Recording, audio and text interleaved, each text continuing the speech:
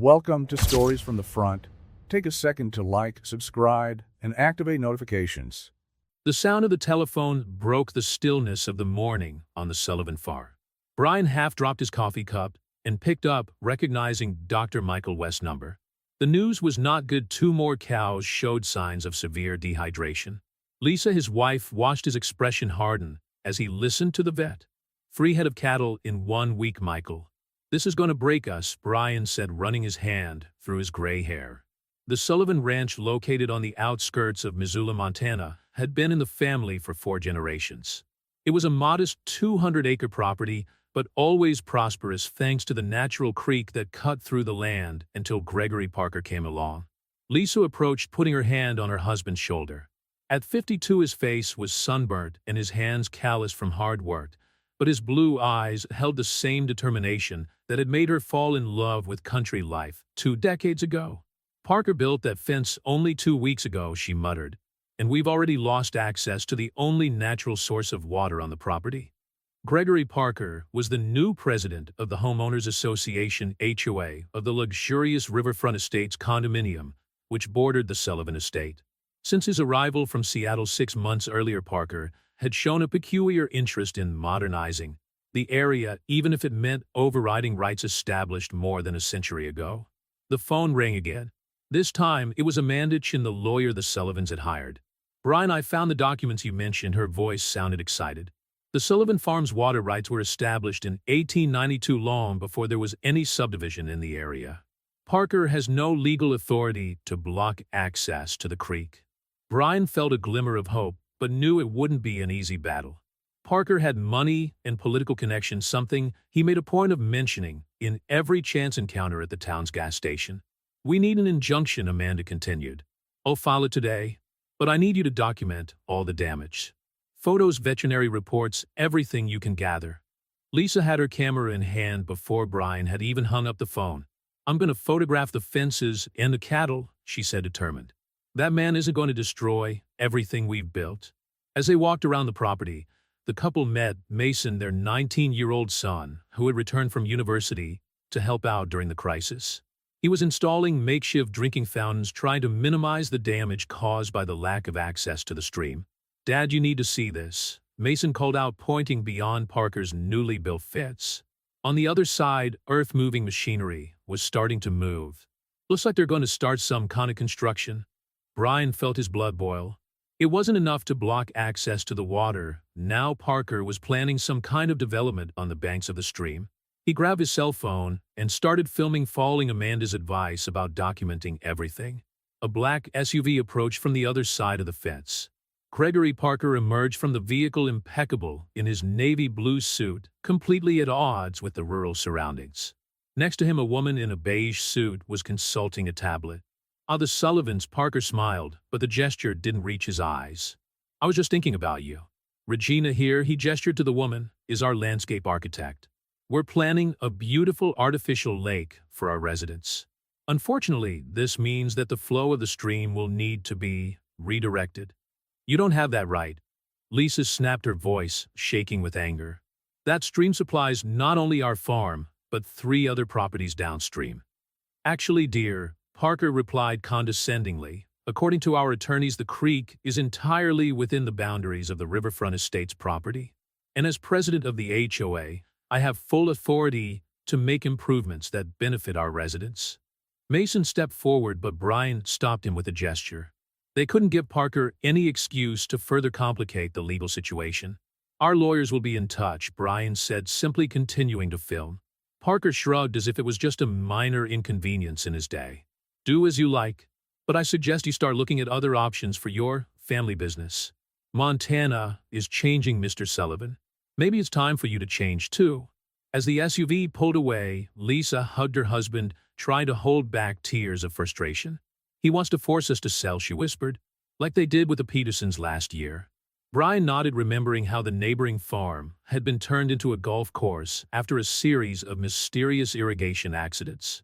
But we won't give up without a fight, he promised, sending the videos to Amanda.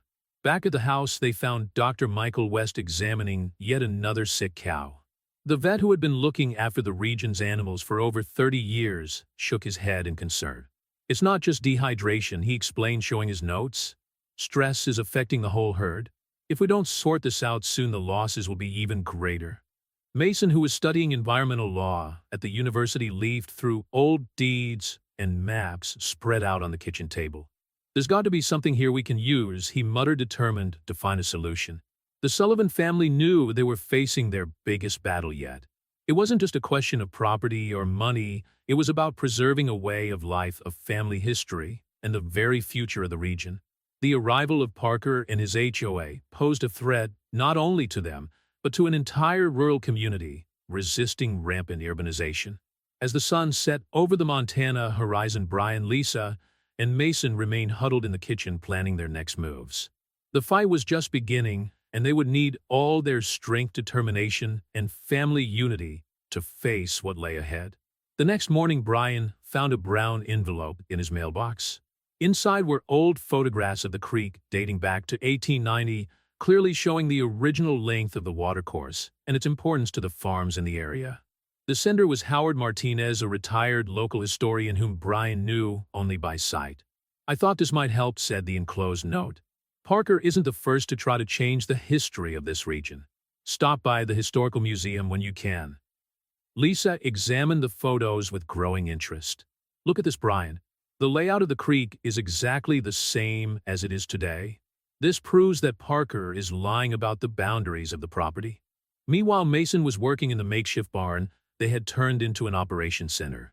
Maps, documents, and historical archives covered an old wooden table. His laptop displayed dozens of open tabs with similar cases of water rights disputes in Montana. "I got something interesting," Mason called out to his parents. Parker did this before. In Washington, he was sued by 3 different ranchers for trying to divert a stream for a real estate development. The cases were mysteriously dismissed. Amanda Chin, the lawyer, arrived in the early afternoon. Her Toyota Prius stood out from the dusty pickups in the farmyard. "The news isn't good," she said bluntly. "Judge Henderson denied our initial injunction. Apparently Parker has some influence in the local court." "But that's ridiculous," Lisa protested. "We have all the documents, the historical maps. And now we have more," Brian interrupted, showing the photographs Howard had sent. Amanda looked at them with renewed interest. "This changes everything," she smiled. "With these photos and the historical records, we can file a new petition, this time in state court. Parker may have local influence, but I doubt his reach will go that far." The sound of heavy engines interrupted the conversation. Through the window, they saw 3 construction trucks entering the Riverfront Estates property. Parker was personally supervising the operation, gesturing and pointing out directions. "They can't start construction without the environmental permits," Mason noted, consulting his laptop. "I just checked on the State Environmental Protection Agency's website." Amanda picked up the phone immediately. "I'll call some contacts of the EPA. If they're starting work without a permit, we can get a stop work order." Just then, an old pickup truck pulled into the yard. Catherine Running Bear, a woman in her 70s representing the Blackfeet tribe, got out. Brian knew her from rural council meetings. "I came as soon as I heard," she said, her calm voice carrying the weight of experience. "That stream isn't just water for your cows, Brian. It's part of sacred land for our people. We have records of ancient settlements in this region, and water has always been considered a communal resource." Catherine's presence changed the game completely. The Blackfeet tribe had considerable political influence in Montana, especially on issues involving natural resources and historic preservation. "If we can prove that the creek has cultural significance to the tribe," Amanda thought aloud, "we can request a cultural impact assessment before any alterations are made to the waterway." Mason was already researching legal precedents. Here's a similar case in Idaho, 2018. A tribe managed to stop a real estate development using exactly that argument. The group worked late into the night, organizing documents and building a more robust legal strategy. Catherine shared tribal stories and records, while Amanda prepared a new petition incorporating the cultural and historical aspects of the case. The next day, Dr. Michael West brought more bad news. 2 cows had aborted, probably due to stress caused by the lack of adequate access to water. The financial loss was starting to accumulate in a worrying way. "We can't wait any longer," Lisa decided. "We need a temporary solution while we fight in court." That's when Howard Martinez showed up again, this time in person. The retired historian was carrying old blueprints of the region's irrigation system. There's an underground aqueduct built in the 1930s, he explained, unrolling the yellowed maps. Part of the New Deal project. It was never completely decommissioned, just abandoned when more modern systems were installed. Brian and Mason spent the next few hours exploring the property with a metal detector, following the directions on the old maps. Finally, they found a concrete cap, half covered by vegetation. If we can reactivate this, Mason calculated, we can create an alternative supply system while we fight for our rights on the creek. The discovery of the aqueduct was like finding buried treasure. It represented not only a practical solution to their immediate problems, but also a tangible connection to the history of the area, a history that Parker was trying to erase with his fences and machinery. I'll get some neighbors together to help with the restoration, Brian decided. Parker may have money and lawyers, but we have the community on our side. As the sun set over the Sullivan farm, the group had established a plan of action on several fronts: legal with Amanda, and the new petition incorporating the cultural aspects, practical with the restoration of the aqueduct, and community joining forces with the Blackfeet tribe and other farmers in the area. Parker might have financial resources and political connections, but he was about to discover that some things like history, culture, and community unity couldn't simply be bought or destroyed with fences and earth-moving machines. The aqueduct restoration project was in full swing when Brian received a disturbing call from Catherine Running Bear. They found bones near the creek, she reported, her voice tense, on the side of the Parker estate during the excavations for the artificial lake. The discovery immediately halted work on riverfront estates. State archaeologists were called in, and the presence of indigenous artifacts turned what was a dispute over water into something much bigger. Parker was furious, gesticulating and yelling at his lawyers as he watched the archaeological team demarcate the area. This changes everything, a manager explained during an emergency meeting in the Sullivan kitchen. With evidence of an archaeological site, the entire area needs to be assessed before any construction takes place. And if the presence of an Indian burial ground is confirmed, the legal protections are even stricter. Lisa poured coffee while she watched Mason organize a new pile of documents. Her son had become a key player in the fight, using his knowledge of environmental law and his facility with research to strengthen the case. I found something interesting, Mason said, turning his laptop to show an old article. In 1943, there was a similar dispute in this region. The Blackfeet tribe managed to protect a sacred area from mining using federal cultural preservation laws. The sound of engines interrupted the conversation. Through the window, they saw 3 black SUVs parked near Parker's fence. A group of executives in expensive suits emerged from the vehicles, followed by Gregory Parker, who looked more nervous than usual. "They're investors from Seattle," Howard Martinez commented, adjusting his reading glasses. The historian had become a constant presence at the farm, contributing his vast local knowledge. "I heard at the gas station that they're financing the lake project." Catherine, who had been sitting quietly in the corner, smiled. Parker promised them a luxury resort, but now he has to explain why his $1 million project is on hold because of some ancient bonds. The archaeological discovery created a strategic pause that the Sullivans needed. With work halted, Brian and a group of neighbors were able to make significant progress on restoring the aqueduct. Dr. Michael West reported improved herd health thanks to the new makeshift water system. However, Parker was not a man to give up easily. One rainy afternoon, he showed up at the Sullivans' door with a proposal. $5 million for the farm. He offered his artificial smile, not hiding the desperation in his eyes. Enough money to start over anywhere. "This land is not for sale," Lisa replied firmly before Brian could speak. "It's not just a question of money, Mr. Parker. It's 4 generations of history, sweat, and memories." The rejection of the offer triggered a new wave of hostility. Mysterious security cameras appeared pointed at the Sullivan estate. Unknown cars drove slowly along the dirt road, photographing the farm. "He's trying to intimidate us," Mason observed, setting up his own cameras to document the harassment. "But each new attempt only strengthens our case." The community reacted. Neighboring farmers organized shifts to monitor the property. Howard Martinez mobilized the local historical group to document the cultural importance of the area.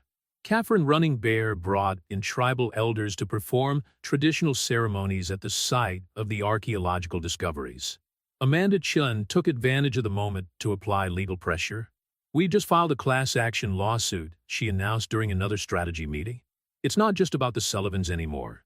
It's about all the properties affected by Parker's project plus violations of cultural and environmental preservation laws." News of the class action had an unexpected effect. Two of Parker's main investors withdrew their support for the project, concerned about the negative publicity and legal risks. The empire he was trying to build was beginning to show cracks. One particularly tense morning, Lisa found an old photograph while organizing documents. It showed her late father-in-law standing next to a man she recognized as Gregory Parker's father. Brian, "Look at this," called her husband, who was working in the barn. The photo, dated 1975, showed the two men smiling, leaning on a fence near the creek. On the back was a note celebrating water agreement with Jim Parker. Could neighbors make good fences? The discovery was more than a historical curiosity. It was proof that the Parker family had recognized the Sullivans' water rights decades ago. Amanda Chun almost jumped for joy when she saw the document. "This is gold," she declared, already preparing an addition to the lawsuit. While the legal battle intensified, life on the farm continued. The restored aqueduct provided enough water to keep the livestock healthy. The archaeological discoveries attracted academic interest, with researchers visiting the region regularly. Catherine Running Bear organized a water blessing ceremony, uniting indigenous traditions and the rural community. Dozens of people attended, including local reporters, and even some Riverfront Estates residents who were beginning to question the actions of their HOA president. "Water is not property," Catherine declared during the ceremony. "It's life, its history, its connection. When we hurt the earth and its waters, we hurt ourselves." The elders' words echoed through the community, strengthening the resistance against Parker's project.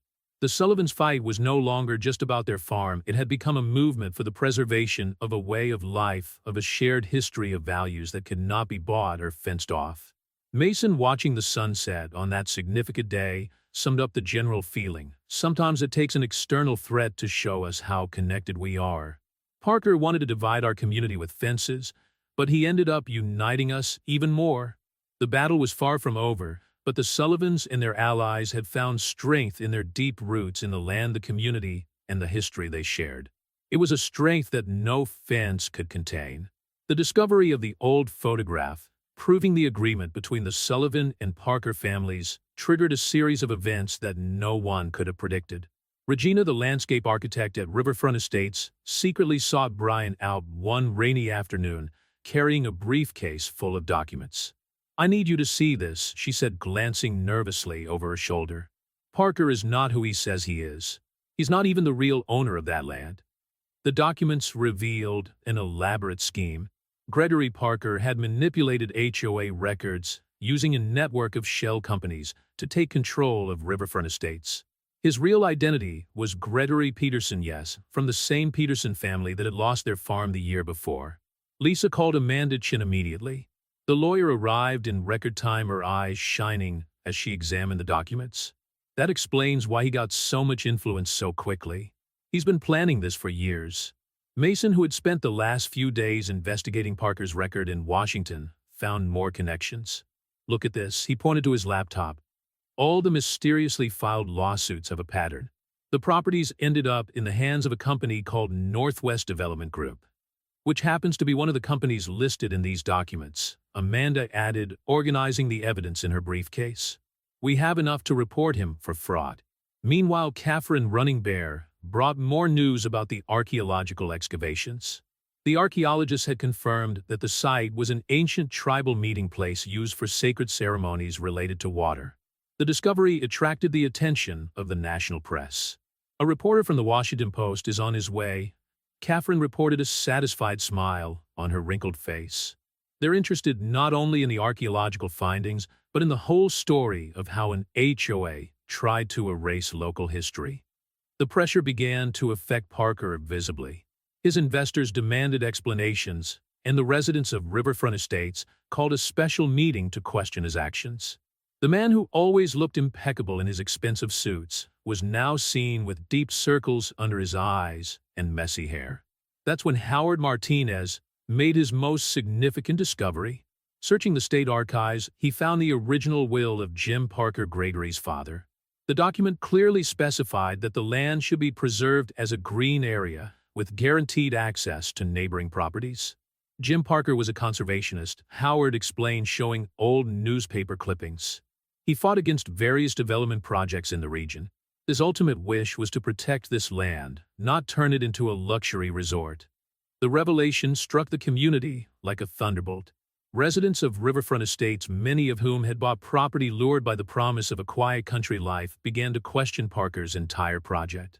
Dr. Michael West, who continued to monitor the Sullivans' cattle, noticed a change in the animals' behavior. They sensed when the tide is turning, he commented to Brian, observing the cows grazing more calmly. Animals have a sixth sense for these things. Amanda Chun prepared a detailed presentation for the HOA meeting, laying out all the evidence against Parker. The meeting was scheduled for a Thursday evening in the Riverfront Estates Community Hall. The hall was packed. HOA residents, local farmers, members of the Blackfeet tribe, and even representatives of the press crowded around to hear the revelations. Parker arrived late, tried to maintain his confident posture, but his hands were visibly shaking. "Ladies and gentlemen," Amanda began, her firm voice echoing through the silent hall. "What I'm going to present today isn't just about water rights or archaeological discoveries. It's about a systematic scheme of fraud and manipulation that threatens not only the Sullivan farm, but the future of this entire community." Slide after slide, she exposed Parker's true identity, his front companies, the manipulations of HOA records, and finally Jim Parker's will. With each new revelation, Gregory's face grew paler. "This is ridiculous," he tried to protest, standing up abruptly.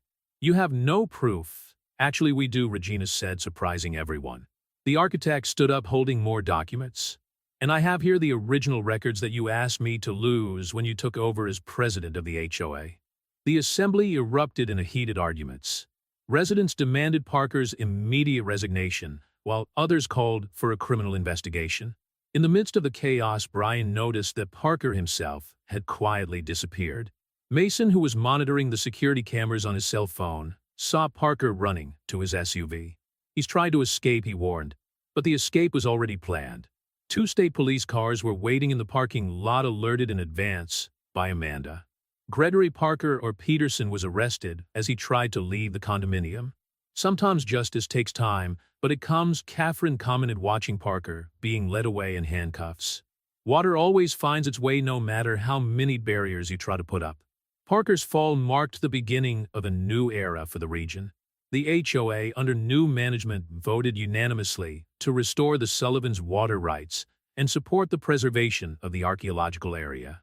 The artificial lake project was abandoned in favor of a nature park that would honor both the rancher's history and indigenous legacy.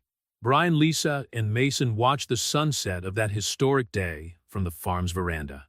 The sound of the creek, now free of Parker's fences, once again lulled their evenings as it had done for generations. "You know, it's ironic," Lisa reflected, holding up the old photograph of Jim Parker and his father-in-law. "If Gregory had respected his father's wish to preserve this land, he might have been remembered as a hero, not a villain." The news of Gregory Parker's arrest spread through the region like fire through dry straw. What began as a dispute over water rights had turned into one of Montana's biggest real estate scandals. The investigations revealed a much bigger scheme than anyone imagined. "We found evidence of manipulation in at least 5 other developments," explained FBI's Special Agent Robert Donovan during a meeting with the Sullivans and Amanda Chun. Parker, or rather Peterson, had been building this scheme for more than a decade. The Sullivans' living room had been transformed into a kind of makeshift headquarters. On the coffee table, piles of documents told the story of how one man almost managed to destroy an entire community in the name of profit. "The most surprising thing," Mason commented, analyzing the records on his laptop, "is that his father really cared about this land. I found letters where Jim Parker advocated the preservation of family farms as a vital part of Montana's heritage." Lisa served coffee to those present while she watched through the window as workers removed the illegal fences. The HOA, now under new management led by longtime resident Claire Bennett, had voted unanimously to completely restore access to the creek. You didn't just save your farm, Claire said, joining the group. You saved riverfront estates from becoming just another generic resort with no soul. Most of us moved here precisely to get away from that kind of development. Dr. Michael West arrived with his most recent report on the cattle. The difference is remarkable, he explained, spreading graphs out on the table. In just 2 weeks since restoring access to water, we've had a significant improvement in herd health. Catherine Running Bear and Howard Martinez entered carrying an old model. It was Jim Parker's original design for the area, never implemented, which showed a vision of harmonious coexistence between residential development and traditional farms. We found this in a municipal archive, Howard explained, adjusting his glasses. Jim Parker planned to create a community that would celebrate local history, not erase it. It included interpretive trails preservation areas and even a small museum. And that's exactly what we're going to do, Claire announced, revealing the new plans approved by the HOA. We're going to honor Jim Parker's original vision by creating a space that unites our communities rather than divides them.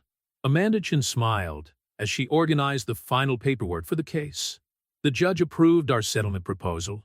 In addition to financial restitution for the Sullivans and others affected, we will have the creation of a permanent easement guaranteeing water rights for all properties in the area.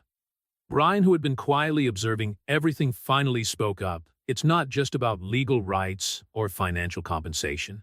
This fight has taught us something much more valuable about community and preservation.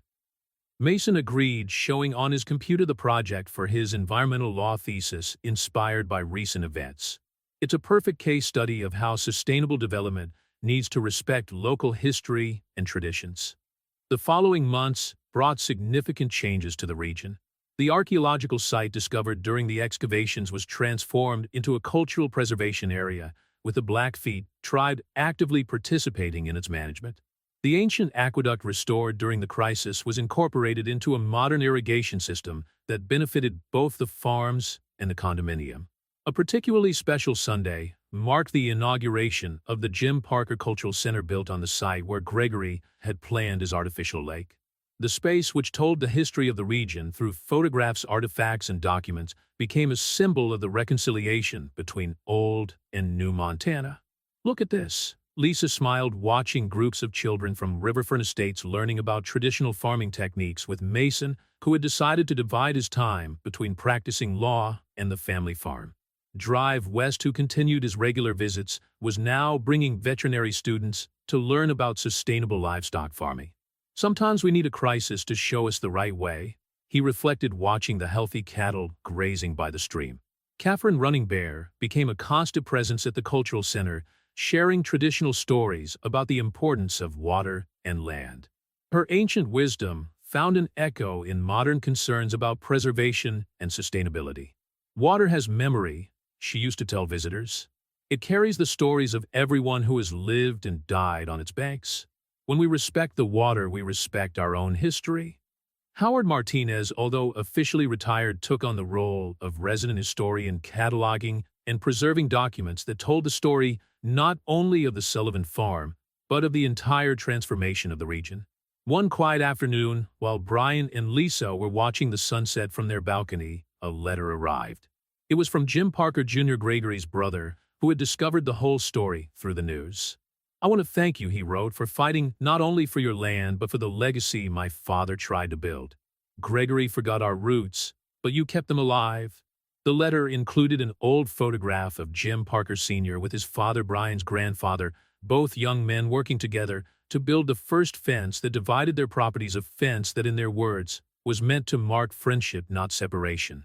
5 generations later, Brian murmured, holding up the photo, "And here we are still learning the same lessons about land, water, and community." The creek continued its eternal course, its waters now free of fences and disputes, reflecting a sky that had witnessed so many changes and yet remained the same. On the Sullivan farm, as throughout the region, the roots of the past nourished the seeds of the future, proving that some things like water and history cannot be contained by fences or ambition.